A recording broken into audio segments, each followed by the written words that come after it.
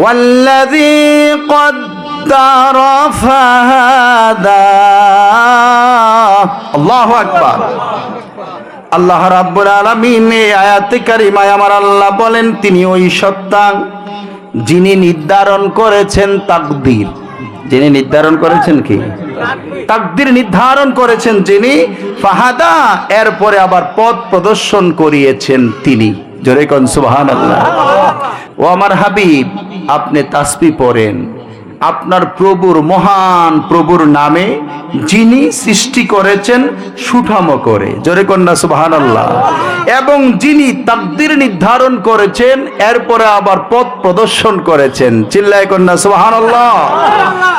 প্রিয় বাবাজি, বন্ধুরা আমার, প্রখ্যাত মুফাসসির ইমাম সুদ্দী রাহমাতুল্লাহ আলাইহি বলেন, আল্লাহ রাব্বুল আলামিন মায়ের গর্ভে প্রত্যেকটা সন্তানের জন্য সময় নির্ধারণ করে দিয়েছেন। সুবহানাল্লাহ। আল্লাহ যদি চান কাউকে মায়ের গর্ভে 24 মাস রাখতে, এটা রাখতে পারেন কিনা? পারে কিনা? সাধারণত 9 মাস, 10 মাস, 10 মাস 10 দিন সর্বোচ্চ। কি কথা বলেন, ঠিক কিনা? কিন্তু আল্লাহ যদি চান তাহলে কমেও আনতে পারেন, আবার বাড়ায়ও। এই জন্য ফিকহি একটা মাসালা আছে, 6 মাস বিয়ে দেওয়ার, অর্থাৎ বিয়ে শাদী হওয়ার পরে একজন ছেলে আর একজন মেয়ে যখন বিয়ে হয়ে গেল, 6 মাসের মাথায় যদি সন্তান দুনিয়াতে আসে, তাহলে এই সন্তান হালাল সন্তান, এই সন্তানকে ব্যতিক্রম কিছু বলা যাবে না। তার মানে 6 মাসের মধ্যে আল্লাহ দুনিয়াতে আনতে পারেন। সুবহানাল্লাহ বলেন। 6 মাসের আগে হইলে সেটা ভিন্ন কথা, সেটার মধ্যে আমি যাব না। কারণ কোরআন বলছে 30 মাসের কথা, যে 30 মাস দুধ পান করাবে 2 বছর। 2 বছরে কয় মাস? 24 মাস। আর 6 মাস হইল গর্ভে স্থান। এই 30 মাসের কথা কোরআন শরীফ দ্বারা সাবেত। বিয়ে শাদী হওয়ার পরে যদি 6 মাসের মাথায় সন্তান দুনিয়াতে এসে যায়, তাহলে বুঝতে হবে এই স্বামী এবং স্ত্রীর, ওনাদের মাধ্যমে এই সন্তান এসেছে, অন্য কোনো মাধ্যমে আসে নাই। এটা কোরআন প্রমাণ করছে। এবং ব্যতিক্রমও আছে। ইমাম শাফি রহমাতুল্লাহ আলাইহি, তার ব্যাপারে ব্যতিক্রম, তিনি আর 10 মাস থাকে নাই, তার বয়সটা হলো আরো বেশি মায়ের গর্ভে। সুবহানাল্লাহ বলেন।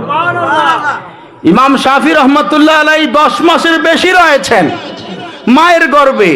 ইমাম আবু হানিফা রহমাতুল্লাহ আলাইহি যেদিন দুনিয়া থেকে বিদায় নিলেন, ইমাম শাফি ওই দিন দুনিয়াতে আসলেন। সুবহানাল্লাহ বলেন।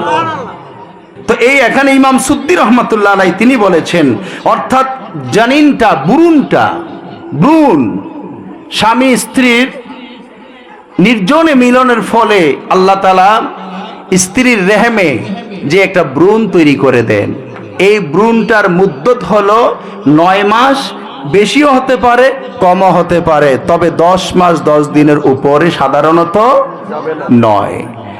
তিনি বলেন, আল্লাহ রাব্বুল আলামিন মায়ের গর্ভে এই সন্তানের ভ্রূণটা তৈরি করলেন। সন্তানকে পর্যায়ক্রমে, রক্তপিণ্ড ছিল প্রথমে পানি অবস্থায় মায়ের গর্ভে, সন্তানটা থাকে 40 দিন, এরপরে রক্ত হয়ে থাকে 40 দিন, তারপরে আবার গোস্ত হয়ে, গোস্তের টুকরা হয়ে 40 দিন পরে 340, অর্থাৎ 120 দিন যখন হয়ে যায়, 5 মাস যখন শুরু হয়ে যায়, তখনই আমার আল্লাহ তাআলা রূহ দান করে। এর আগে কিন্তু রূহ দেয় না। প্রথমে 40 দিন থাকে পানি অবস্থায়, আল্লাহ ফেরেশতা পাঠিয়ে দেয় মায়ের গর্ভে। এই ফেরেশতা ডিউটি করে। আল্লাহ তাআলা ফেরেশতাকে বলেন, এটা তাফসীরে কবিরের মধ্যে আসছে। ইমাম ফখরুদ্দিন রাজি রহমাতুল্লাহ আলাইহি সূরা আল ইনসান, হাল আতা আলাল ইনসানি হিনুম মিনাদ দাহরি লাম ইয়াকুন শাইআম মাযকুরা, এই আয়াতের ব্যাখ্যায় আসছে যে সেখানে বলা হয়েছে প্রথম 40 দিন ফেরেশতা পানিটারে ঘষা মাজা করে। সুবহানাল্লাহ। 40 দিন পরে 1 ফোঁটা রক্ত হয় ফেরেশতা এই ডিউটি করার পরে। বাকি দ্বিতীয় 40 দিন আবার ফেরেশতা ডিউটি করে আল্লাহর হুকুমে, হয়ে যায়, দ্বিতীয় 40 দিন যখন শেষ হইলো, তৃতীয় 40 দিন শুরু হলো, এই তখন রক্তপিণ্ডটা থেকে একটা গোস্তের টুকরা হয়। সুবহানাল্লাহ বলে। এরপরে যখন তৃতীয় 40 দিন শেষ হয়েছে, তার মানে 4 মাস শেষ, 33 90 34 কত 120 দিন শেষ হয়ে গেল। এরপরে 121 দিনের মাথায় অর্থাৎ 5 মাস শুরু হয়েছে, এই সময় ফেরেশতা আল্লাহ তাআলা পাঠিয়ে দেয়, মায়ের গর্ভে আরেকজন ফেরেশতা পাঠায় এবার বলে, এই ফেরেশতা তুমি লেখো। ফেরেশতা বলে, মাযা আকতুবু, আমি কি লিখবো আল্লাহ? বলতেছে, তুমি লেখো শাকিয়ান আও সাঈদান, সে কি ভাগ্যবান নাকি সে দুর্ভাগা, এটা লিখে দাও। ওমা আসারাহু, তার দুনিয়াতে প্রভাব কেমন হবে, সে কিভাবে চলবে। ওমা আজালাহু, তার হায়াত কতটুকু হবে। তার ওমা রিজকাহু, তার রিজিক কেমন হবে। ও আমার ফেরেশতা, এগুলো সব লিখে দাও। সুবহানাল্লাহ। আল্লাহ রাব্বুল আলামিন ওহী করে দেন, ও ফেরেশতা, আমার বান্দার রিজিক এভাবে চলবে, আমার বান্দা দুনিয়াতে এতদিন থাকবে, তুমি লেখো। আমার বান্দা এই জায়গার মধ্যে গিয়ে আলোচনা করবে, এই জায়গার মধ্যে গিয়ে খাওয়া খাবে, আবার এই জায়গার মধ্যে চাকরি করবে, তুমি সব লিখে দাও। সুবহানাল্লাহ বলে। মায়ের গর্ভে 5 মাস যখন শুরু হয়ে যায়, তখনই লেখা শুরু হয়ে যায়। আমার আল্লাহ পাক ফেরেশতাকে পাঠিয়ে দেন, ফেরেশতা সব লিখে দেয়। এই 5 মাস বয়স যখন শুরু হয়, তখনই আমার আল্লাহ তাআলা রূহ দান করে। আল্লাহু আকবার বলে। আরে বাজান, আমাদেরকে আমার আল্লাহ কেমনে বানাইলেন জানা দরকার আছে না? এই যে কদ্দারার ব্যাখ্যা, আল্লাহ আমাদের কিভাবে বানাইলে। বাবা আদম সফিউল্লাহ আলাইহিস সালামকে বানিয়েছেন 120 বছর পরে রূহ দিছে। সুবহানাল্লাহ। একটা মিল আছে দেখেন, বাবা আদম আলাইহিস সালামের মাটি এই জমিন থেকে আজরাইল আলাইহিস সালামের মাধ্যমে আল্লাহ নিয়েছেন। প্রথমে জিবরাইল আলাইহিস সালামকে পাঠাইছে, মাটির দ্বারা আসছে, আর মাটি কয়, আমি আল্লাহর কাছে আশ্রয় চাই, আমার কাছ থেকে তুমি মাটি নিও না, আমার একটু অপূর্ণ বানাইও না। তো জিবরাইল আলাইহিস সালাম গেছে, আল্লাহর যেহেতু নাম বলছে, আল্লাহর কাছে আশ্রয় চাইছে, জিবরাইল আলাইহিস সালাম চলে গেছে, কি কয়, আল্লাহ মাটি এই যে তোমার দোহাই দেয়, এর লিগে আমি আনি নাই, চলে আসছি। এরপরে পাঠাইছে মিকাইল আলাইহিস সালাম, ওনার কাছেও একই অবস্থা। এরপরে পাঠাইছে ইসরাফিল আলাইহিস সালাম, ওনারও একই অবস্থা। আজরাইল আলাইহিস সালামের পাঠানোর পরে এবার মাটি কয়, আজরাইল রে, ও আজরাইল, আমি এই জমিন থেকে, আমার জমিন থেকে তুমি মাটি নিয়ে আমারও অপূর্ণ কইরো না, আল্লাহর কাছে আশ্রয় চাই। এবার আজরাইল আলাইহিস সালাম কয়, আমারে আল্লাহ পাঠাইছে, আমিও আল্লাহর কাছে আশ্রয় চাই, মাটি না নিয়ে যাব না। সুবহানাল্লাহ কোন না, মাটি না নিয়ে একটু চেয়ারের ব্যবস্থা করবে, আমি মাটি না নিয়ে কি যাব না। এরপরে আজরাইল আলাইহিস সালাম মাটি আনলেন। শেষ পর্যন্ত আমার আল্লাহ তাআলা আজরাইল আলাইহিস সালামের এই ডিউটি দিল, যেহেতু তুমি আনছো, সুতরাং ডিউটিটা কবজ করা, জান কবজ করার ডিউটিটা তোমারই দিলাম। সুবহানাল্লাহ কোন না। ও প্রিয় বন্ধুরা, ভাইরা আমার, আল্লাহ রাব্বুল আলামিন হযরত আদম আলাইহিস সালামের দেহ মোবারক বানাইলেন 120 হাত লম্বা করে। সুবহানাল্লাহ বলেন। 60 গজ বানাইয়া, 60 গজে মানে 120 হাত লম্বা, 7 হাতে ছিল চওড়া, শরীরের চওড়া ছিল কত? 7 হাত। আর এইভাবে দৈর্ঘ্যে ছিলেন 120 হাত। এই মাটিগুলা নিয়ে প্রথমে আল্লাহ তাআলা 40 বছর, কয় বছর? 40 বছর মাটি আর পানি দিয়ে একসাথে রেখে দিচ্ছে। কথা বুঝছেন? এখানে আকীদার অনেক বিষয় আছে। 40 বছর মাটি আর পানি দিয়ে একসাথে রেখে দিচ্ছে। মাটিটা একটু নরম হয়েছে, তিন হয়েছে, তিন মানে কাদা মাটি, নরম মাটি। এরপরে বাকি 40 বছর আবার দিয়া মাটিটারে পচাইছে, গন্ধ বানাইছে। সুবহানাল্লাহ কইবেন না? দুনিয়ার যত কিছু আছে, যত প্রাণী আছে, মরলে যতটুকু গন্ধ কয়, মানুষের গন্ধ তার চাইতে অনেক বেশি। সুবহানাল্লাহ কইবেন না? কারণ আমাদের সৃষ্টির শুরুটাই হইল পচানো দিয়া। অহংকার কোন জায়গায় আছে? অহংকার কি অহংকার আসেনি? হায় হায়। দ্বিতীয় 40 বছর পানি এবং মাটি দিয়ে আমার আল্লাহ তাআলা হামাম মাসনুন, ওই জিনিসটাকে মাটিটাকে পানির সাথে দিয়া এবার গন্ধ বানাইছে। পুকুরের নিচে পানির থেকে একটু কাদা মাটি উঠাইয়া নাকের মধ্যে লাগাইবেন, দেখবেন গন্ধ আছে, কি আছে না? এইভাবে আপনি কিছুদিনের জন্য পানি দিছেন ক্ষেতের মধ্যে চারা লাগানোর জন্য, 1 সপ্তাহ রাখছেন, এর গন্ধ নাই, গন্ধ হয়নি। কিন্তু পুকুরের নিচের যে মাটিগুলো, কাদা মাটিগুলো, সব সময় পানি আছে, এই কারণে এটার এক্সট্রা একটা গন্ধ আছে। কি কথা কর?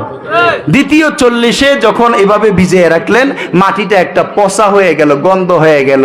এই গন্ধযুক্ত মাটিটাকে দিয়া আল্লাহ তাআলা এরপরে একটা খামির বানায়া, বড় এই 120 হাত লম্বা এই দেহটাকে বানায়া আল্লাহ তাআলা তখনও রুহু দেয় নাই, এই বডিটাকে বানায়া জান্নাতে মতান্তরে আবার এই তাফসিরের মধ্যে আসছে, তাফসির আব্দুরুল মানসুরের মধ্যে আসছে, জালালউদ্দিন সুয়ুতী রহমাতুল্লাহ আলাইহি তিনি লিখেছেন, এবং সানাউল্লাহ পানিপতি রহমাতুল্লাহ আলাইহি তাফসিরে মাজহারিতে লিখেছেন যে মক্কা এবং তায়েফের মাঝখানে এই কোনো এক জায়গায় আদম আলাইহিস সালামের বডিটাকে আল্লাহ রেখে 40 বছর শুকাইছে। আরো জোরে করলে সুবহানাল্লাহ।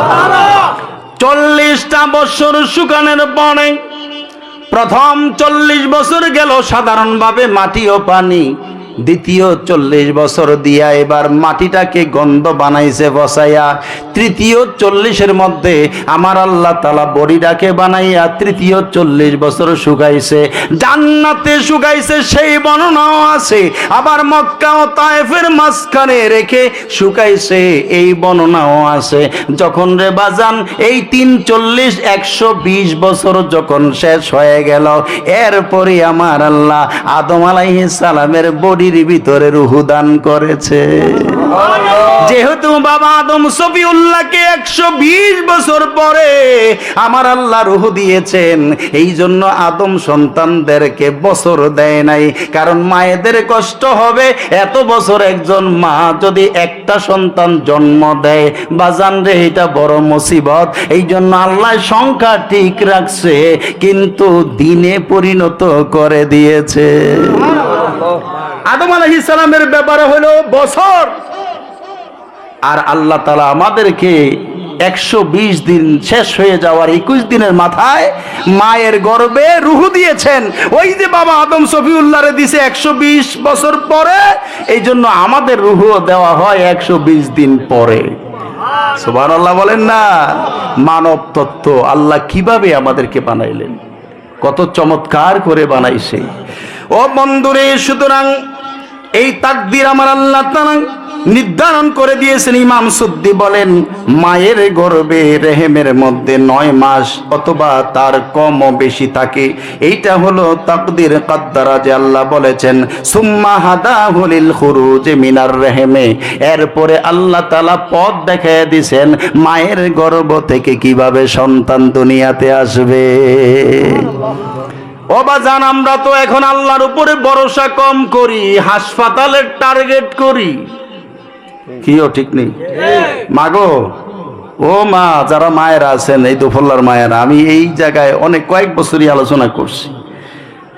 ও আমার দোফল্লার মায়েরা, সন্তান গর্ভে আসলেই খালি হাসপাতাল টার্গেট নিয়েন না, যে বিসমিল্লাহ হাসপাতালে যাব। নাউজুবিল্লাহ কোন না, এই নিয়ত অনুসারে বরকত, বুঝেন না? কয় পপুলারে যাবো, পপুলারে কয় কিল্লাইরে যাবি, কয় আমার আমার আমার বাচ্চা হইব তো, পপুলারে যাবো।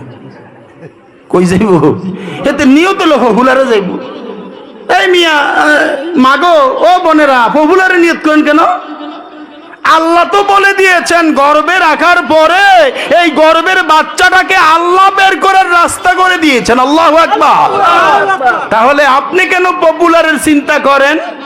আপনি কেন মেডিলেভের চিন্তা করেন? আপনি তো ভরসা রাখবেন কার উপরে? যে আল্লাহ 1 ফোঁটা পানি দিয়া আমার গর্ভে একটা বাচ্চা তৈরি করে দিতে পারে, ওই আল্লাহ কি আমার বাচ্চাটারে দুনিয়াতে আসার ব্যবস্থা করতে পারে না? তাহলে পেট ফাড়তে হবে কেন? নিয়ত অনুসারে বরকত। কি অনুসারে? এখন ছেলেরাও আছে কিছু পাগলা পোলা ভাই, এগুলা বিয়া শাদী করে, বিয়া শাদী করার পরে বিদেশ জায়গা, অথবা দেশে থাকলেও কয় আমার মাশাআল্লাহ আমার ওয়াইফ প্রেগন্যান্সি হয়েছে, এখন থেকে টাকা কিছু জমাই। কয় কি জন্য? কয় হাসপাতালে যদি লাইগা জায়গা, নিয়তটাই খারাপ। কয় হাসপাতালে যদি সিজার করা লাগে তখন তো 30,000 টান দিব, অতএব আস্তে আস্তে জমাই। আরে টাকা জমান অসুবিধা নাই, নিয়তটা এটা করলেন কা? আপনার সন্তান আসবে জগতে, ওর তো ভরণ পোষণ দেওয়া লাগবে না? আপনি নিয়ত এইটা করবেন যে আল্লাহ তাআলা আমাকে নিয়ামত দিয়েছেন, ইনশাআল্লাহ আমি অচিরেই বাবা হতে যাচ্ছি, আমার আল্লাহ আমাকে ছেলে অথবা মেয়ে একজন দিবেন, আমার বাচ্চাকে তো একটু স্পেশাল খাওয়াইতে হবে না, সুতরাং এখন থেকে কিছু টাকা জমাই। কি বাজান? নিয়ত অনুসারে বরকত। হাসপাতালে নিয়ত করার কারণে আল্লাহ কয় ঠিক আছে তোরা হাসপাতালে নিয়ে আসার, কই নিব? কয় হাসপাতালেই নেব। এই জন্য মাগো হাসপাতালে নিয়ত করেন না, ও বোনেরা, হাসপাতালে নিয়ত করবেন না, আপনি নিয়ত করবেন যে আল্লাহ, বেশি বেশি আল্লাহর কাছে মোনাজাত ধরে কানবেন, গভীর রাত্রে উঠে যাবেন, ভোর রাত্রে উঠে যাবেন।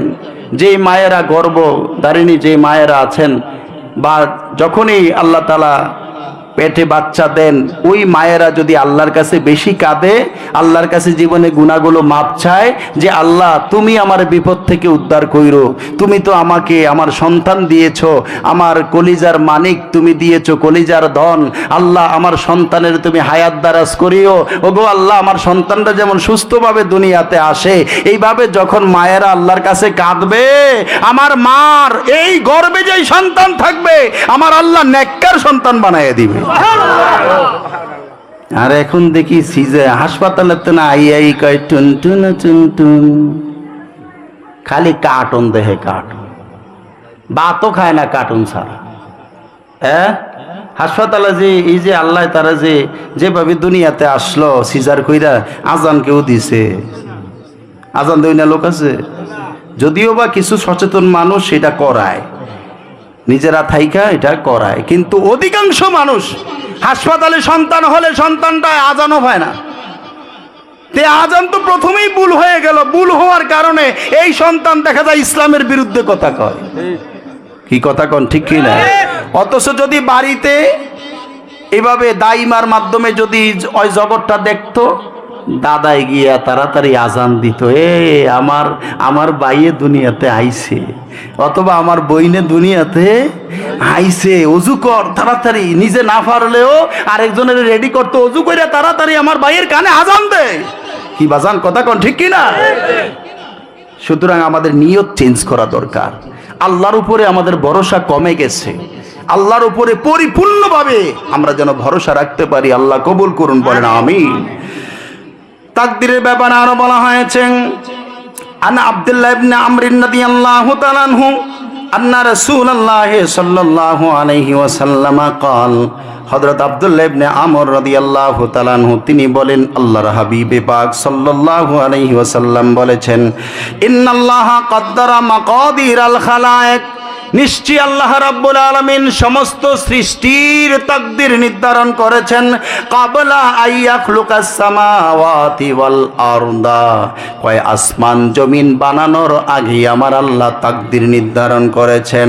কখন, কত বছর আগে? বিখামসিনা আলফা সানাতিন, 50,000 বছর আগে মানুষ বানানোর 50, আসমান জমিন বানানোর 50,000 বছর আগে আমার আল্লাহ তাকদীর বানাইছে।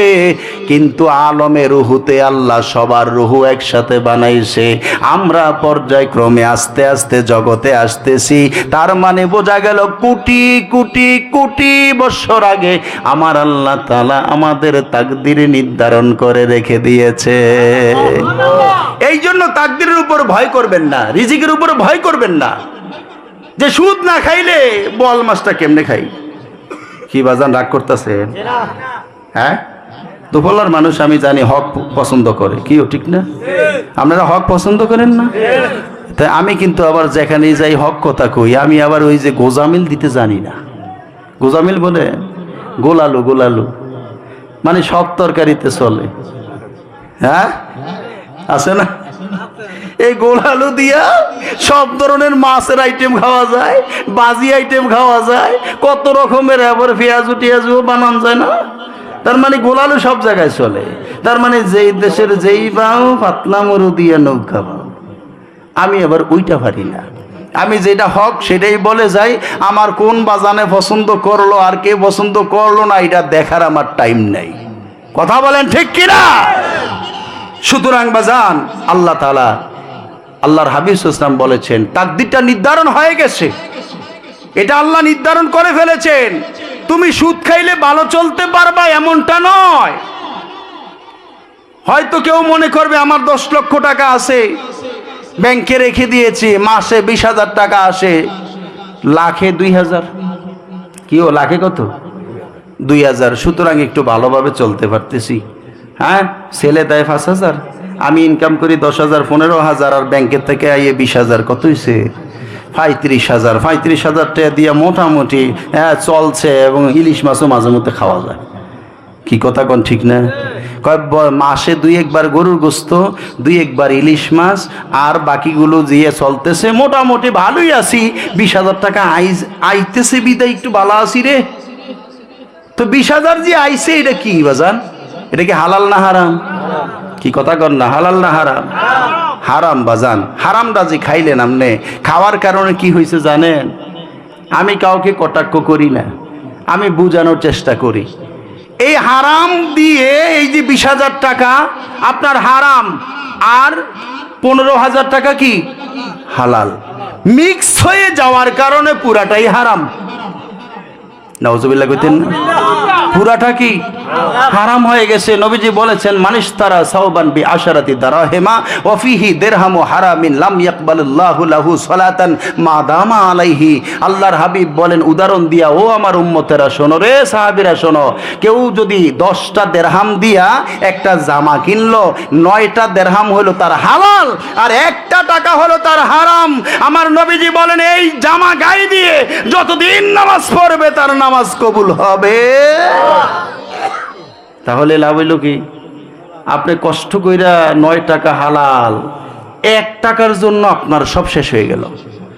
মিক্স হওয়ার কারণে হারাম হয়ে গেছে, আল্লাহ নামাজ কবুল করবেন না।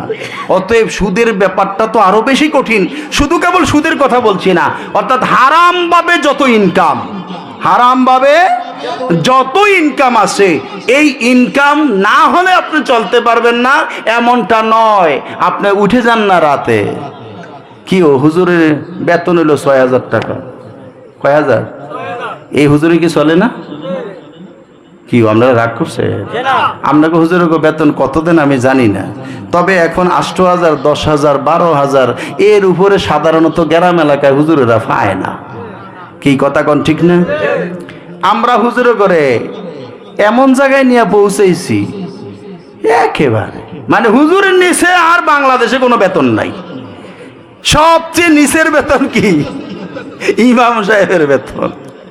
অথচ এই ইমাম সাহেব সবার আগে, মর্যাদার দিক থেকে ইমাম সাহেব কি সবার আগে। ইমাম সাহেব নাক টাইনা ঘুমায়, এরে আল্লাহ যতটুকু সওয়াব দেয়, আর আরেকজন মানুষ সে সারা রাত নফল নামাজ পড়ে, ইমাম সাহেবের কাছেই বুঝতে পারে না। সুবহানাল্লাহ বলেন না? ইমাম সাহেবের কাজ হইল কি? ইমাম সাহেব যে সব বোঝে, ওযু কইরা ডাইন কাতে শুয়ে গেছে, নফল নামাজের সওয়াব নাই। সবচেয়ে নিচের বেতন কি? ইমাম সাহেবের বেতন। অথচ এই ইমাম সাহেব সবার আগে, মর্যাদার দিক থেকে ইমাম সাহেব কি সবার আগে। ইমাম সাহেব নাক টাইনা ঘুমায়, এরে আল্লাহ যতটুকু সওয়াব দেয়, আর আরেকজন মানুষ সে সারা রাত নফল নামাজ পড়ে, ইমাম সাহেবের কাছেই বুঝতে পারে না। সুবহানাল্লাহ বলেন না? ইমাম সাহেবের কাজ হইল কি? ইমাম সাহেব যে সব বোঝে, ওযু কইরা ডাইন কাতে শুয়ে গেছে, নফল নামাজের সওয়াব খালি আল্লাহ লিখতেই আছে, লিখতেই আছে। সুবহানাল্লাহ কর না? আর ওই ব্যক্তি নামাজে দাঁড়াইছে ঠিক, নফল নামাজ পড়তেছে, মন একটু এদিকে সেদিকে চলে গেছে, নামাজের মধ্যে নোকসানিয়াত আইছে। এখন ইমাম সাহেব যে নাক টাইনা ঘুমাইছে, এই ঘুমের মধ্যে কি ভেজাল হইছে? এই ঘুমাইতেছে দুমছে, এই ঘুমের ভিতরেও আল্লাহ কি দিতেছেন? সওয়াব দিতেছেন। তাহলে এমন একটা দামি মানুষের বেতন বাড়ান দরকার আছে না নাই? 500 টাকা করে হইলে কত হয়? 500 টাকার নিচে বর্তমানে কোনো লোক আপনি খাটাতে পারবে? কি বাজান? 500 টাকার নিচে কোনো মানুষকে আপনি খাটাতে পারবেন? আর ইমাম সাহেবের দায়িত্বটা কি? ওরে বাবা 24 ঘন্টাই তার টেনশনে থাকতে হয়। একজন ইমাম বিশেষ করে নামাজের যে সময়গুলো, দুনিয়া একদিকে চলে যাক, খবর রাখার সুযোগ নাই, মসজিদে প্রেজেন্ট হয়, তাই না? মসজিদে তাকে থাকতে হয়। অন্য অন্য চাকরি হইলে তার রেস্টের ব্যবস্থা আছে, 2 ঘন্টার জায়গায় 3 ঘন্টা ঘুমাইলেও কেউ ডাক দেয় না। কিন্তু ইমাম সাহেব 2 মিনিট পরে আজান দিল কেন, এটার জন্য ইমাম সাহেবকে অনেক প্রশ্নের সম্মুখীন হইতে হয়। তাহলে এমন একটা কঠিন দায়িত্ব যিনি পালন করছেন, আল্লাহর রাসূল যাকে ওয়ারাসা বলছেন, ওয়ারিস বলেছেন, তার দাম কম না বেশি? অতএব আমরা যেন সেদিকে নজর রাখতে পারি। আল্লাহ কবুল করুন, বলেন আমিন। সুতরাং যা বলছিলাম, আল্লাহ তাকদীর নির্ধারণ করে দিয়েছেন, আমার রিজিকে কি আছে, আমি কি খাবো, কোথায় যাব, কোথায় থাকবো, সবকিছু ফায়সালার মালিককে। এই জন্য আমরা হারামে যাব না, আমরা ভরসা করব কার উপরে? আল্লাহ রাসূল সাল্লাল্লাহু আলাইহি ওয়াসাল্লাম কি বলেছেন জানেন? এ তো কথা বেড়ে যায়। তিরমিজি শরীফের মধ্যে আসছে, আল্লাহর হাবিব সাল্লাল্লাহু আলাইহি ওয়াসাল্লাম বলেছেন, লাউ আন্নাকুম তাওয়াক্কালতুম আলাল্লাহি হাক্কা তাওয়াক্কুলিহি লা রাযাকাকুম কামা ইউরযাকুত তায়রু তাগদু খিমাসান ওয়া তারুহু বিতানা। জবান খুলে বলুন আল্লাহু আকবার। আমার দয়ার নবী, মায়ার নবী, রাহমাতাল লিল আলামিন বলেন, ও দুনিয়ার মানুষ রে, ও আমার সাহাবীরা, ও আমার উম্মতেরা, লাউ আন্নাকুম তাওয়াক্কালতুম আলাল্লাহি হাক্কা তাওয়াক্কুলিহি, যদি তোমরা আল্লাহর উপরে ভরসা করার মতো ভরসা করতে পারতা, লারাযাকাকুম, আল্লাহ তোমাদেরকে অবশ্যই রিজিক দিত এমন ভাবে যেভাবে পাখিরা রিজিক পায়। পাখির কোনো ব্যাংক ব্যালেন্স নাই। এই পাখিটা রাতের বেলা বাসায় থাকে, সকাল বেলা খালি খালি খাঁচাটা নিয়া বের হয়ে যায়, তার পেটে খাবার নাই। সন্ধ্যা হওয়ার আগে আমার আল্লাহ তাআলা তার পেটটা পুরাইয়া বাসার ভিতরে ফিরাইয়া দেয়। আমার নবীজি বলেছে, এরে আমার উম্মতেরা, এইভাবে আল্লাহর উপরে ভরসা করো। পাখির তো ব্যাংক ব্যালেন্স নাই, পিপিলিকার ব্যাংক ব্যালেন্স নাই, ও খাবার পায় কি করে, ও বাঁচে কি করে? ওকে আমি বাঁচাই। অতএব তুমি কেন এত টেনশন করো? তুমি তো ব্যাংকেও টাকা জমাও, তো তোমার এত টেনশন কেন? কি কথা কোন ঠিক কিনা? অতএব বাজান, আমরা আল্লাহর উপরে ভরসা রাখবো, আল্লাহ আমাদেরকে সহায় হবেন, বলেন আমিন।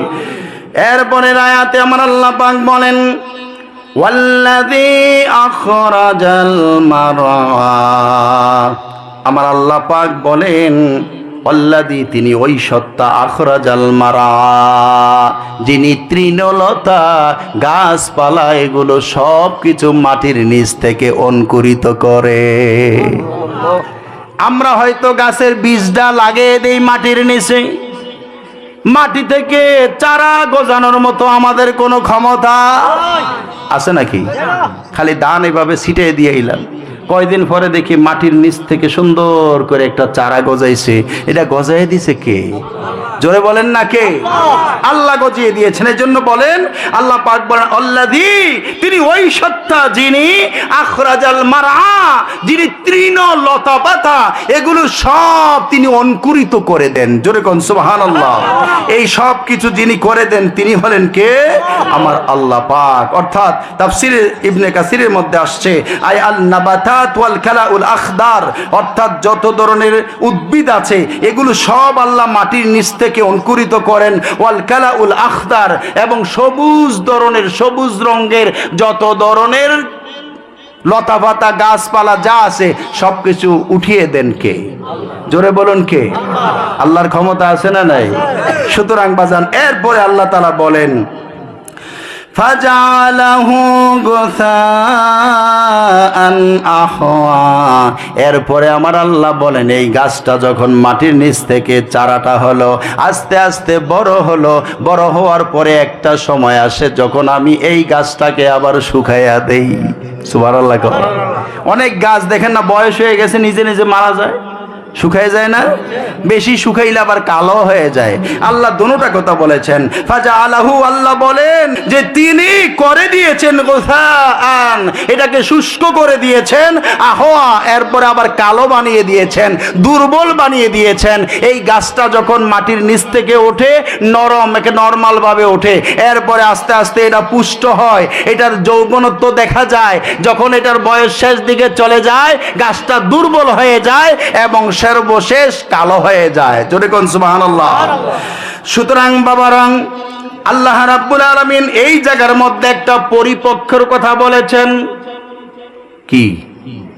একটা নির্দিষ্ট একটা সময়ের কথা বলেছেন। এই পরিপক্ষটার ব্যাপারে আব্দুরুল মানসুরের মধ্যে এসেছে, ও আহওয়া এর ব্যাখ্যায় বলা হয়েছে, জালালউদ্দিন সুয়ুতী রহমাতুল্লাহ আলাইহি বলেন, আই ক্বালা আসফারু ওয়া আখদারু ওয়া আবিয়াদু সুম্মা ইয়াবিস। জোরে কন্যা সুবহানাল্লাহ। কয় গাছটা অঙ্কুরিত হয়, এরপরে এটার রং, কিছু গাছের রং হয় সবুজ হলুদ রঙের। কি রঙের? হলুদ রঙের গাছ আছে না? কিছু রং, কিছু গাছ হয় হলুদ রঙের, এরপর হয়ে যায়, প্রথমে একটু হলদে থাকে। কি আপনারা মনে বোঝেন নাই কথাটা? সিম গাছ চিনেন? সিম, সিম। এই সিম গাছের যখন প্রথম মাটি থেকে দুইটা পাতা গজায়, সবুজ দেখা যায় না হলুদ দেখা যায়? হলুদ। প্রথমটা হইল হলুদ, এরপরে কি সবুজ, এরপরে কি সবুজ, তারপরে আস্তে আস্তে বয়স হয়ে গেলে কিছু কিছু পাতা হয়ে যায় সাদা। কি বাজান? কথা ঠিক আছে? আমার কথা না, ইমাম জালালউদ্দিন সুয়ুতী রহমাতুল্লাহ আলাইহি তিনি বলছেন যে গাছগুলা এইভাবে এইভাবে হয়, এরপরে এরপরে কি হয়? সুম্মা ইয়াবিসা, এরপরে শুকিয়ে যায়। হাত্তা ইয়াকুনা ইয়াবিসান বাদা খাদরাতিন, সবুজতার পরে এই গাছটা শুকাইয়া যায়। জোরে বলেন সুবহানাল্লাহ। এই আয়াতের মধ্যেই অনেক কিছু বাজান আছে। পরিপক্কতার কথা যেহেতু আল্লাহ বর্ণনা দিয়েছেন, নবী রাসূলদেরকেও আমার আল্লাহ তাআলা নবুয়ত প্রকাশের একটা সময় দিয়েছেন। সুবহানাল্লাহ বলেন। একটা নির্দিষ্ট সময় দিয়েছেন, তার আগে প্রকাশ করে না। আল্লাহ যখন নির্দিষ্ট সময়টা দিলেন, তখনই প্রত্যেক নবী রাসূল নিজের নিজের দায়িত্বটা তারা প্রকাশ করেছেন। এই জন্য সূরা আল কাসাসের 14 নম্বর আয়াতে পাকে আল্লাহ বলেন, ওয়ালাম্মা বালাগা আশুদ্দাহু ওয়াস্তাওয়া আতাইনাহু হুকমান ওয়া ইলমা। হযরত মূসা আলাইহিস সালামের বয়স যখন 20 থেকে 33-এ পৌঁছে গেল, এই বয়সটা যখন হলো, আমার আল্লাহ তাআলা হযরত মূসা আলাইহিস সালামকে হিকমত দিয়ে পরিপূর্ণ করে দিয়েছেন। জোরে কোন মারহাবা। কিন্তু নবী হয়েছেন কখন? নবুয়ত প্রকাশ আর নবী হওয়া দুইটা দুই জিনিস। সুবহানাল্লাহ বলে। এখন আমার দেশের কিছু মানুষ এগুলা লেখাপড়া কি করছে আমি বুঝি না, শব্দের ব্যাখ্যা বিশ্লেষণ বোঝে না, একটা ফাইলই লাভ মারে। এই যে আল্লাহ বলেছেন ওয়ালাম্মা বালাগা আশুদ্দাহু ওয়াস্তাওয়া, এই শব্দের ব্যাখ্যা বোঝে না। ব্যাখ্যা না বোঝার কারণে উল্টা পাল্টা কথা বলে। নবুয়ত প্রকাশ করা আর নবুয়ত পাওয়া দুইটা দুই জিনিস। নবুয়ত আল্লাহ তাআলা দিয়েছেন প্রত্যেক নবী রাসূলকে আলমে আরহাতে। আমার নবীকে ছাড়া, আমার নবীর নবুয়ত হলো যেদিন আল্লাহ বানিয়েছেন নবীকে সেদিন থেকে, যখন আলমের রূহও ছিল না। আল্লাহু আকবার বলে। আমার নবীজির নবুয়ত তখন থেকে যখন আমার আল্লাহ তাআলা আল্লাহর হাবিব সাল্লাল্লাহু আলাইহি ওয়াসাল্লামের নূর মুবারক তৈরি করলেন, তখন থেকেই আমার নবী নবী। আল্লাহু আকবার। আর অন্যান্য নবী রাসূলগণ 1,24,000 মতান্তরে 1,23,000 মতান্তরে 2,23,999 জন নবী রাসূলকে আল্লাহ রূহের জগতেই নবী বানিয়ে দিয়েছেন। আল্লাহু আকবার বলেন। শুধু দুনিয়াতে এসে ওনারা প্রকাশ করেছেন নির্দিষ্ট একটা সময়। আল্লাহ যখন ওয়ার্ডার করেছেন যে এখন আপনি নবুয়ত জাহির করেন, জোরে কন্যা সুবহানাল্লাহ, এই বিষয়টাই বোঝে না। কিছু পাগল এই বিষয় বোঝে না, আন্দাজে ফতুয়া মারে। বলে কি কয়, আমার নবী তো এই নবুয়ত যখন দিনের দাওয়াত দিয়েছেন 40 বছর পরে, এর আগে তো নবীজি দাওয়াত দেয় নাই, অতএব এর আগে নবীজি নবী ছিলেন না। নাউজুবিল্লাহ বলেন। বেকুব। এগুলা কি? এগুলা শব্দের বিশ্লেষণ বোঝে না। শব্দের মানান, অর্থগত বিষয়, শরঈ বিষয়, এগুলো সম্পর্কে এগুলো অজ্ঞ, যার কারণে এই সমস্ত কথা বলে। আমার নবীর নবুয়তের ব্যাপারে আমার নবীজি নিজে বলেছেন, তিরমিজি শরীফের মধ্যে এসেছে, সাহাবী হযরত আবু হুরায়রা রাদিয়াল্লাহু তাআলা আনহু হাদিস বর্ণনা করেছেন, আল্লাহর হাবিব সাল্লাল্লাহু আলাইহি ওয়াসাল্লামের দরবারে সাহাবায়ে কেরাম বলেন, ক্বালু ইয়া রাসূলুল্লাহ মাতা ওয়াজাবাত লাকান নবুয়া, নবী গো আপনার জন্য কখন থেকে নবুয়াতটা নির্ধারিত হয়েছে বলুন তো আমাদেরকে। আল্লাহর হাবিব বলেন, ক্বালা ওয়া আদামু বাইনার রূহি ওয়াল জাসাদে, কয় যখন আদম নবী সৃষ্টি হয় নাই, আদম আলাইহিস সালামের পানি এক জায়গায়, মাটি এক জায়গায়, তার মানে আদম নবীর খামিরও এখনো বানানো হয়, তখনও আমি নবী। চিন্তা করেন, এখন বেকুবের দল বলে 40 বছরের পরে নবী নবী হইছে, নাউজুবিল্লাহ বলেন না। কারণ আরো আছে, আল্লাহ তাআলা কুরআনুল কারীমে সূরা আলে ইমরানের 81 নম্বর আয়াতে আমার আল্লাহ কি বলেছেন, সেখানে আল্লাহ বলেছেন, ওয়াইজ আখাযাল্লাহু মিসাকান নাবিয়্যিন, জোরে কোন সুবহানাল্লাহ। আরে কোরআন পড়ো তো বুঝে পড়ো, কি কথা কোন ঠিক কি না? আল্লাহ তাআলা বলে দিলেন, হাবিব আমার স্মরণ করেন ওই সময়ের কথা, ওয়াইজ আখাযাল্লাহু মিসাকান নাবিয়্যিন, নবীদের থেকে যখন আমার আল্লাহ তাআলা ওয়াদা নিয়েছিলেন সেই সময়টার কথা স্মরণ করেন। এখানে নবীদের রূহ থেকে সমস্ত নবী রাসূলদের রূহকে একসাথে করে আল্লাহ তাআলা আমার হাবিবের ব্যাপারে, আল্লাহর হাবিব সাল্লাল্লাহু আলাইহি ওয়াসাল্লামের ব্যাপারে ওয়াদা নিয়েছেন, সুবহানাল্লাহ। তাহলে এটা তো দুনিয়াতে হয় নাই, হইছে আলমে আরহাতে, রূহুর জগতে। রূহুর জগতে যখন নবী রাসূলগণ একজনও জগতে আসে নাই, তখনই আমার আল্লাহ তাআলা আলমে আরহাতে সমস্ত নবীদের রূহদেরকে একত্রিত করে। এখন নবী না বানাইলে কি নবীগো রূহ আইছে? কথা বুঝছেন? আল্লাহ বলেছেন নবীদেরকে, তার মানে ওই জায়গায় জেসমানি ছিলেন না, ওই জায়গায় রুহানি ছিলেন। ওই জায়গায় সমস্ত যাদেরকে নবুয়ত আল্লাহ দিয়েছেন ওই ব্যক্তিরা ওই জায়গার মধ্যে উপস্থিত হয়েছেন, আল্লাহ উপস্থিত করেছেন। উপস্থিত করে কি বলেছেন আল্লাহ, দেখেন যে লামা আতাইতুকুম মিন কিতাবি ওয়া হিকমাতিন সুম্মা জাআকুম রাসূলুন, আল্লাহু আকবার বলেন। এই আয়াতের ব্যাখ্যা বোঝে না, যার কারণে সমস্যা। আল্লাহ পাক বলেছেন কি, লামা আতাইতুকুম, হে নবী রাসূলগণ, আপনাদের থেকে আমি একটা অঙ্গীকার নিচ্ছি। সেটা হলো কি, যখন আমি আপনাদেরকে কিতাব দেব, হিকমত দেব, তার মানে নবুয়ত প্রকাশ করার জন্য আমি অনুমতি দেব, দুনিয়াতে আপনারা জাহির করবেন। সুম্মা জাআকুম রাসূলুন, এরপরে একজন রাসূল আসবেন, একজন, ওয়ান ম্যান। আল্লাহু আকবার বলেন, আল্লাহু আকবার। ইয়া রাসূলুল্লাহ, জিন্দাবাদ জিন্দাবাদ জিন্দাবাদ জিন্দাবাদ। আল্লাহ পাক এই আয়াতে বলেছেন রাসূলুন, রসুল বলেন নাই। ওলামায়ে কেরাম আছেন, রসুল মানে হইল অনেক রাসূল, আর রাসূলুন একজন, একজন নির্দিষ্ট করেছেন আল্লাহ।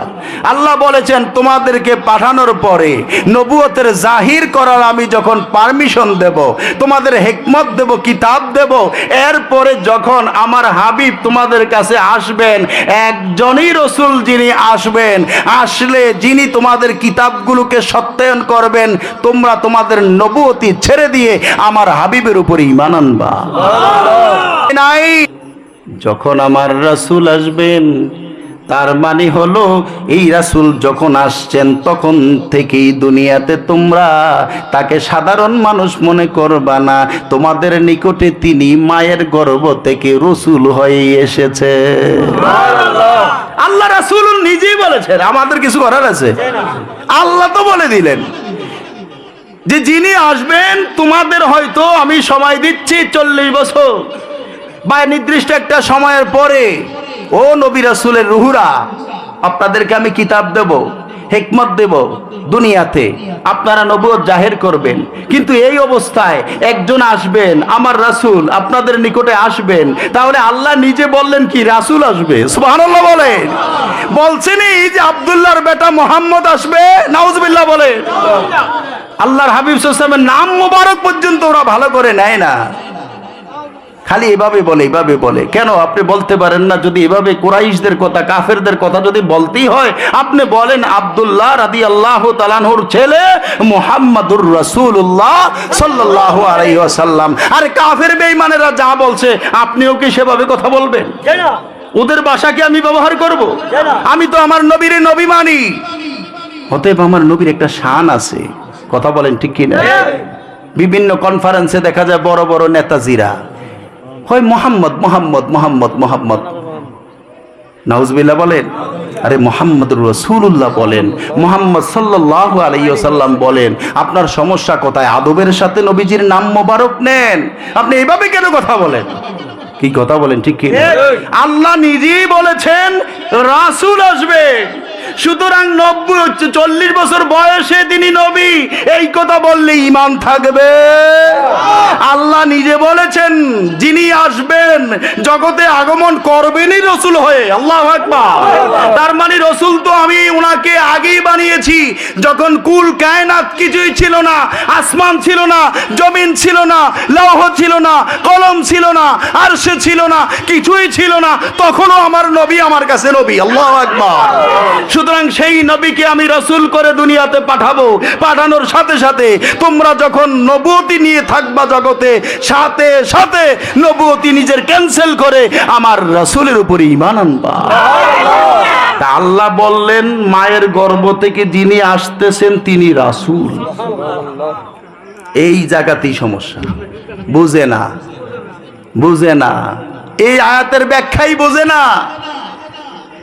এই আয়াতের মধ্যে বলেই দিচ্ছেন আল্লাহ যিনি আসতেছেন তিনি রাসূল হয়ে আসতেছেন, তিনি সাধারণ পাবলিক হয়ে না। সুবহানাল্লাহ বলেন না? আল্লাহ আমাদের বুঝদান করুক, আমিন।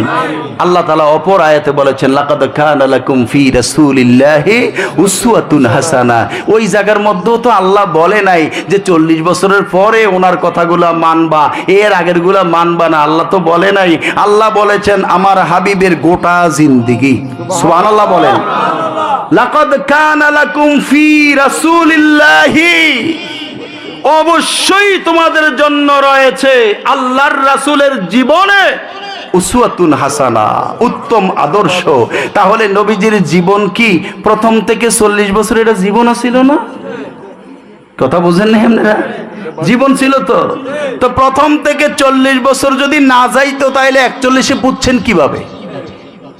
এখন গোটা জিন্দেগি আল্লাহ বলেছেন ফি রাসূলিল্লাহি, এখানে ফি জামান, পুরাটা সময় আল্লাহর হাবিব সাল্লাল্লাহু আলাইহি ওয়াসাল্লাম দুনিয়াতে জাহিরি ভাবে আগমন করার শুরু থেকে রওজা মোবারকে পর্দা মোবারক নেওয়ার আগ পর্যন্ত যতগুলো কাজ আমার নবীজি করেছেন পুরাটাই আমাদের জন্য আদর্শ। জোরে বলেন সুবহানাল্লাহ।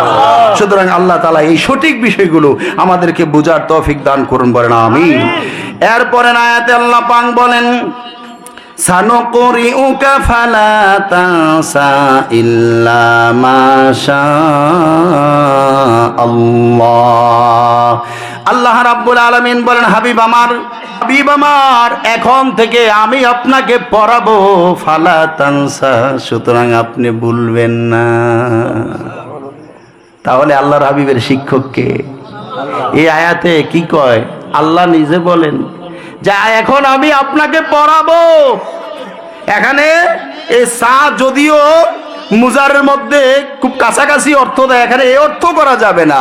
এখানে সাথে সাথে অর্থাৎ সানুকুরিউকা, এখন আমি আপনাকে পড়াবো আমার হাবিব, ফালা তানসা, সুতরাং আপনি কিছুই বলবেন না, আমি যা পড়াবো তাই আপনি শিখবেন। আল্লাহু আকবার। দুনিয়ার কোন শিক্ষক আছে? কেউ জিজ্ঞাসা দরকার আছে? নবীজি বলেছেন আমি তো ছাত্র হয়ে আসি নাই, আমি শিক্ষক হয়ে এসেছি। যদি কোন সুবহানাল্লাহ। বুইসতু মুআল্লিমান, আমি শিক্ষক হয়ে প্রেরিত হয়েছি। তোমরা মনে করো না দুনিয়ার ও ইঞ্জিনিয়ার সাহেব আপনার কাছে ইঞ্জিনিয়ারিং শিখতে হইব, ও দুনিয়ার ম্যাথমেটিক্স ম্যান আপনার কাছে অঙ্ক শিখতে হবে। না না না, আমাকে যা শিখানোর সব আমার আল্লাহ শিখিয়ে দিছে। অবন্ধুরে মাইরে আমার, এই আয়াতে কারিমা নাজিল করার পেছনে ইমাম মুজাহিদ এবং কালবি রাহমাতুল্লাহ আলাইহি তারা বলেন কানা নবী সাল্লাল্লাহু আলাইহি ওয়াসাল্লাম ইজা নাযালা আলাইহি জিবরিলু বিল ওয়াহয়ি লাম ইয়াফরুগ জিবরিলু মিন আখিরিল আয়াতি হাত্তা ইয়াতাকাল্লামা আন-নাবিয়্যু সাল্লাল্লাহু আলাইহি ওয়াসাল্লাম বিআউয়ালিহা মুখাফাতান আইয়ানসাহা ফানাযালাত সানুকরিউকা ফালা তানসা ফাকাদ কাফাইতুকাহু। জোরে বলুন মারহাবা।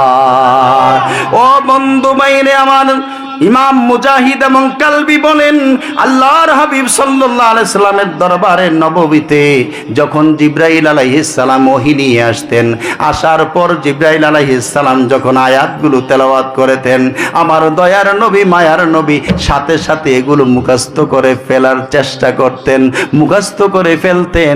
জিবরাইল আমিনের কথা শেষ আর আল্লাহর হাবিবের মুখস্থ শেষ। মারহাবা কইতেন না? এই চেষ্টাটা যখন নবীজি করতেছেন তখন আল্লাহ বলেন হাবিব আমার আপনি কষ্ট করবেন। সুবহানাল্লাহ কইতেন না? আপনি কষ্ট করবেন।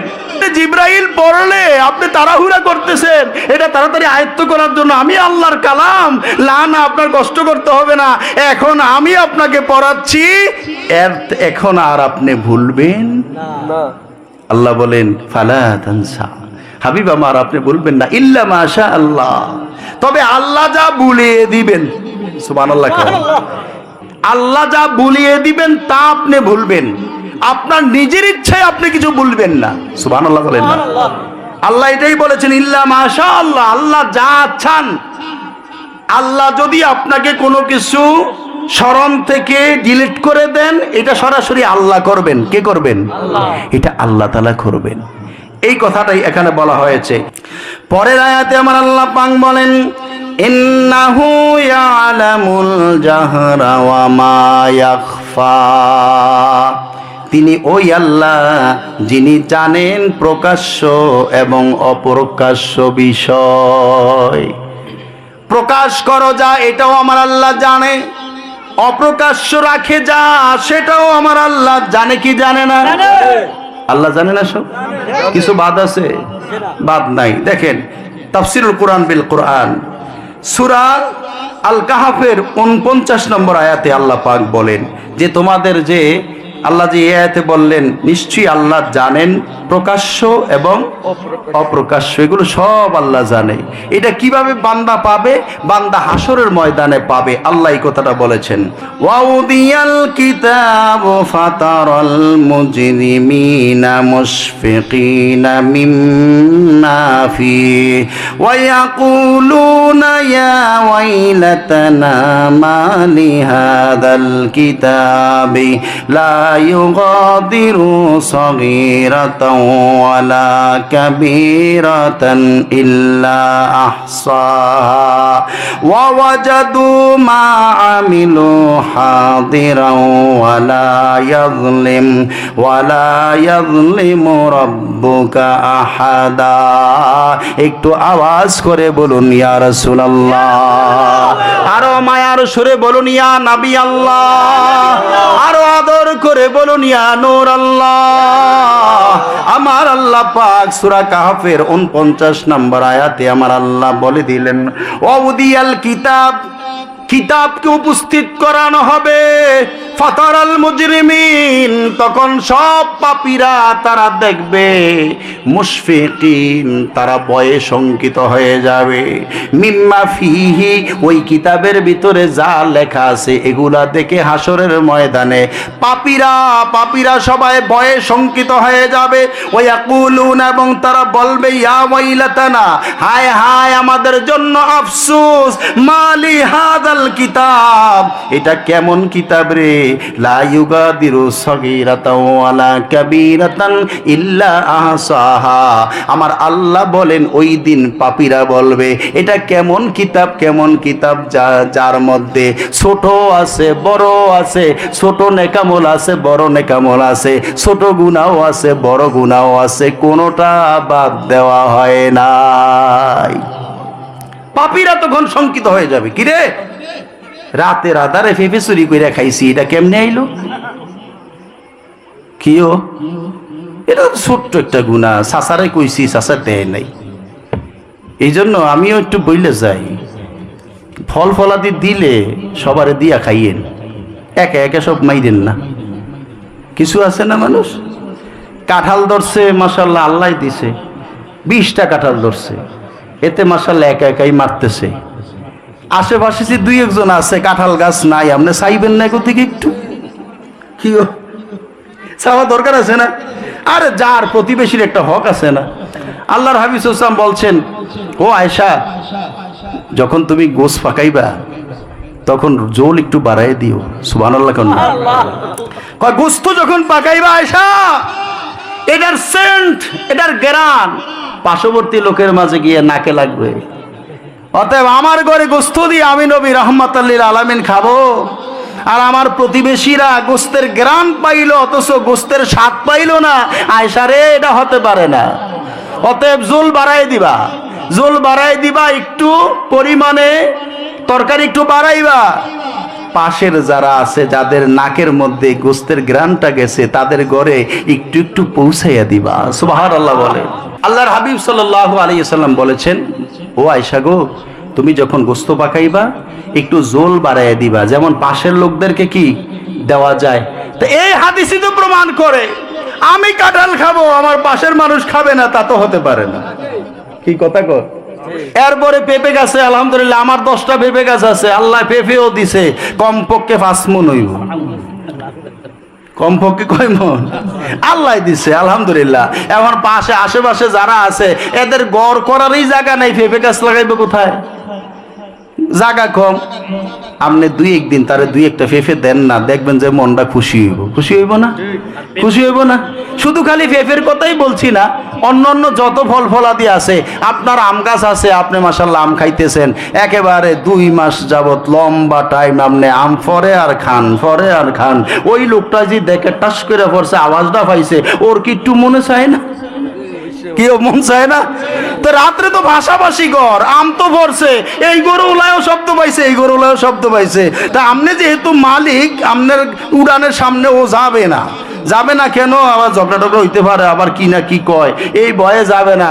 আপনি যদি 2-3 দিন পরে 2-4টা আমাই না যদি পাশের গরুলাগো যদি 2টা-3টা কইরা দেন, এবার বলেন ওরা কি আপনার হিতাকাঙ্ক্ষী হবে না দুশ্মন হবে? হিতাকাঙ্ক্ষী হবে। ওরা আপনাকে ভালোবাসবে, আপনার আম গাছটার জন্য দোয়া করবে, আল্লাহ এটার মধ্যে আম আরো বাড়ায় দিও আগামী বছর। কি কথা কর? এই জন্য কিছু দিবেন, প্রতিবেশীর হক আছে।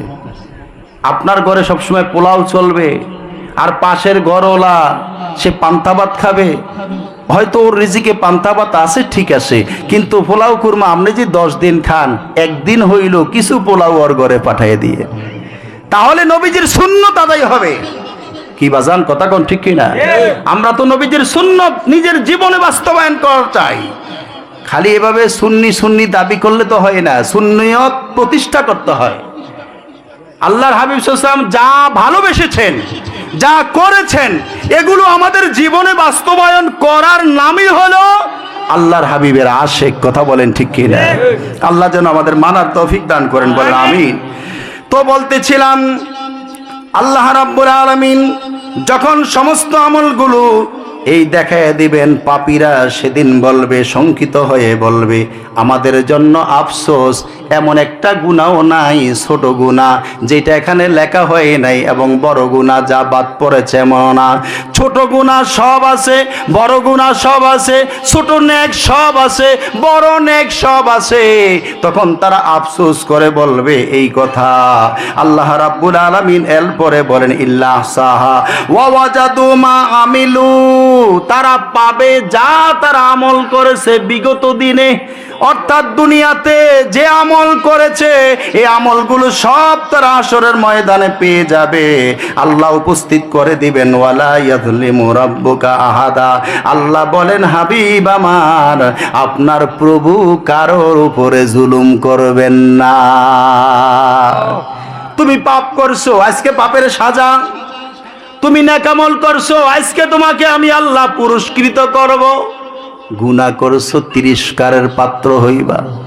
কথা বোঝেন নাই? গুনাহ করছো, আজকে তোমারে খাইতে হইব কিছু, ফিডো করব। আর নেকামল কইরা আসছো, আজকে তোমার জন্য ফুলের তোড়া আছে। সুবহানাল্লাহ বলেন না? আল্লাহুম্মা সাল্লি আলা মাওলানা মুহাম্মদ ওয়া আলা আলি সাইয়্যিদিনা আল্লাহুম্মা সাল্লি আলা মাওলানা মুহাম্মদ ওয়া আলা আলি সাইয়্যিদিনা মুহাম্মদ মোহাব্বতে আল্লাহুম্মা সাল্লি আলা সাইয়্যিদিনা মাওলানা ওয়া আলা আলি সাইয়্যিদিনা। ও বাজান, শেষ করে দিচ্ছি। আল্লাহ রাব্বুল আলামিনের দরবারে আমরা আমাদের জীবনের গুনার জন্য ক্ষমা চাইবো। আল্লাহ আমাদেরকে মাফ করুন, বলেন আমিন। আমাদের কারো কম কারো বেশি গুনাহ কিন্তু সবার আছে, আছে না? নবী রাসূলদের গুনাহ নাই, আর সবার গুনাহ কারো কম কারো বেশি আছে আছে। তবে আল্লাহর ওলি যারা হয়ে গেছে তারা আল্লাহরে রাজি করে ফেলছে। তারা রাতের আধারে উঠে কান্নাকাটি করে আল্লাহর কাছে তারা নিজের গুনাহ সব মাফ করে নিয়ে তারা আল্লাহর প্রিয় হয়ে গেছেন। জোরে বলুন সুবহানাল্লাহ।